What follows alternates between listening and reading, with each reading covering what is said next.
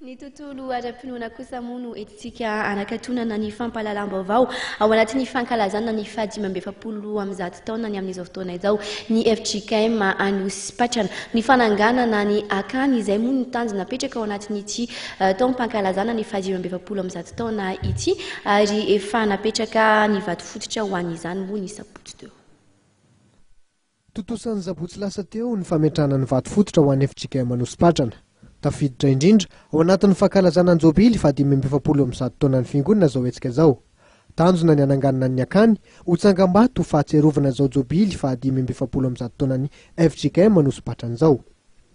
Androany zao no fanombohan'ny asa dia fametrahana vato fezora ny akany fankalazana ny fa 570 taona ny diraka zantaraka teto amin'ny FJKM Anosy Patrana. Miara-manosika androany zany ny fiangonana rehetra mientana mandateraka izany voalohany amin'ny alalan'ny fitaomana ny fasika sy ny vato fanorenana zany vato fezora zany.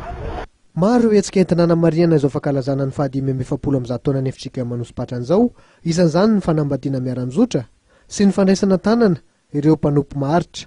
Amin'ny volana jolay ho avy zao ny ivon'ny fankalazana ity jobily ity. Amin'ny volana desambra kosa no hikatona ny fankalazana.